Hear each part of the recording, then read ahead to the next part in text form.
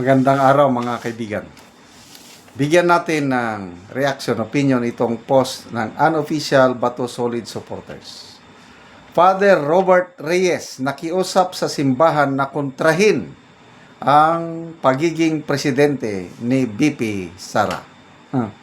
Nanawagan si Father Robert Reyes na kilala rin bilang the running priest sa simbahang Katoliko na kontrahin at pigilan ang posibleng pagiging presidente ni Vice President Sara Duterte sa 2020. Sa isang panayam, sinabi ni Reyes na hindi dapat magsalita lamang ang simbahan kapag naging presidente na si Duterte.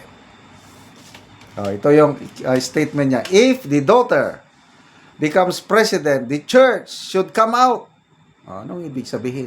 Come out. Mag-people power kayo? Subukan nyo. But not when she becomes president.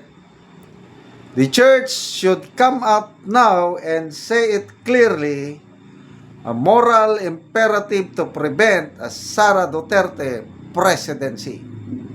Ayon pa kay Reyes, matindi umano ang pagbabanta na kanyang natatanggap at iba pang pari noong panahon ng pamumuno ni Pangulong Rodrigo Duterte.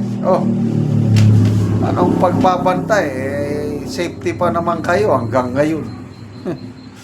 Takot kayo na maging presidente si BP Sara? Sige na. Manawagan kayo. Ang mga millions o Pilipinos na nagmamahal sa mga Duterte, karamihan yan members of the Roman Catholic. Subukan nyo. Kung maniwala ang mas marami, siguro mayroon ding Anong ibig sabihin niya, must come out now? Pwede magsalita, mag-rally, kayo, karapatan nyo naman yan. Demokrasya tayo, manawagan.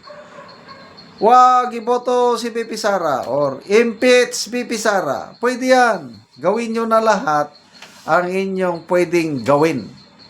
Dahil malapit na ang 2028. Nang dahil lang sa pagbabanta.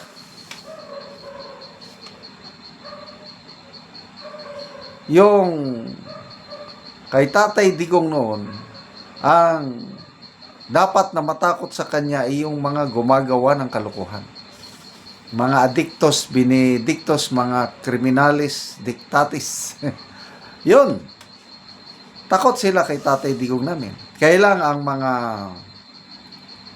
ordinary citizens, ay nako, tuwan-tuwa kay Tatay Digong noon dahil hindi ka matakot mamasyal sa kahit anong oras ng gabi.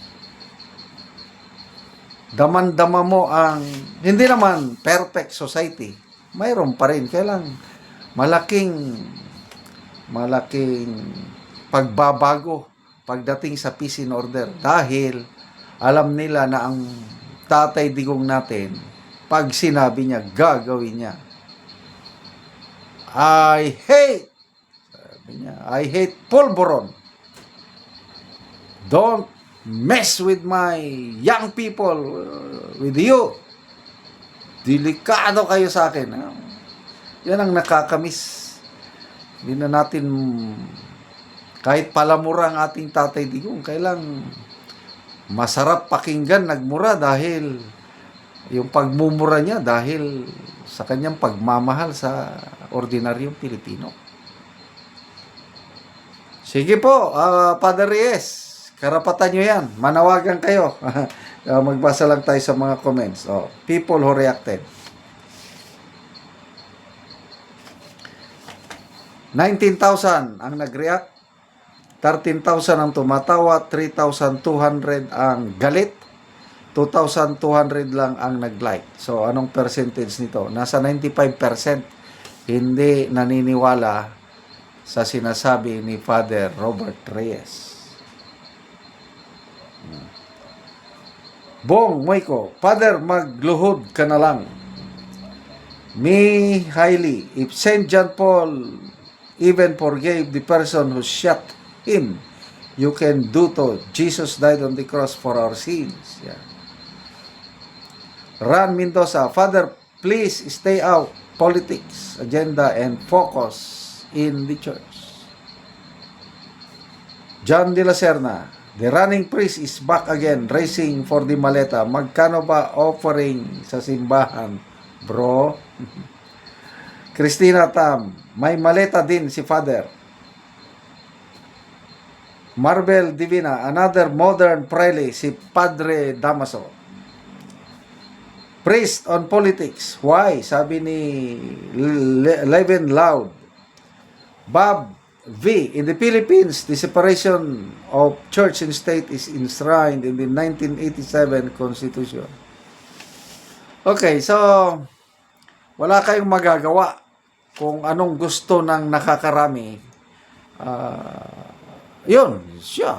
Kaya, I suggest sa mga ayaw kay BP Sara, mag-put up kayo ng malakas niyong kandidato at mangampanya kayo ng todo. I suggest sirain nyo ng todo si BP Sara, baka sakaling maraming maniwala sa inyo na kurakot siya, inday lustay, kung ano-ano dyan. Pwede nyong gawin yun. Kailang kaming mga milyones na nagmamahal sa mga Duterte, wag nyo kaming pigilan pag iboto namin ang aming minamahal na BP Sara. Siya lang po ang nakikita namin na pag-asa ng bayan ngayon. Dahil siya lang ang may tapang at malasakit na magpapanagot sa mga maletagang. Ano ngayon? Bakit si Father Reyes tahimik siya sa mali-maleta issue? Baliwala sa kanya yung nangyaring nakaw sa kaban ng taong bayan. Si BP Sara ang pinag-initan dahil siya lang yung may tapang at malasakit na magpanagot sa mga kawatan sa gobyerno. So, good luck po, Father Reyes. Manawagan kayo sa mga Roman Catholics na huwag iboto si BP Sara. Tingnan natin kung maraming maniniwala sa inyo. Salamat mga kaibigan sa inyong pagsubaybay sa ating channel. Nakakatulong kayo ng malaki sa tribong Talandig ng Bukidnon. Dahil ang sweldo natin sa channel na ito is pantulong po sa tribo. Namimigay tayo ng libreng yero at pako para makapagpatayo naman sila ng mas maayos na tirahan. Panoorin nyo ang video na ito.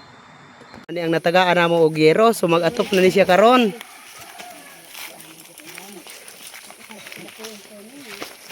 So muna ni ang iyang gipatindog nga balay.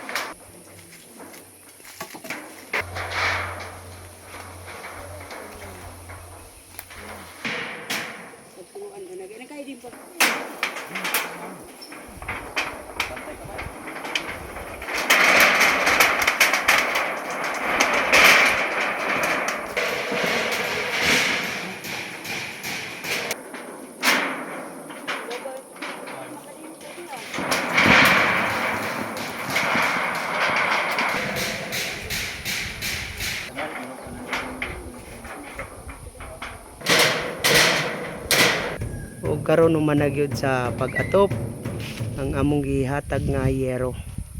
Salamat sa Ginoo sa nagtabang sa sin nga nakabalay na gid ko karon. Oo. Una-una nakigpuyo ra gid ko sa akong ugangan ug karon nakabalay na gid ko. Oo, so pila ka buok imong anak? Isa pa akong anak. Isa pa. Oh. Oo, so salamat kaayo.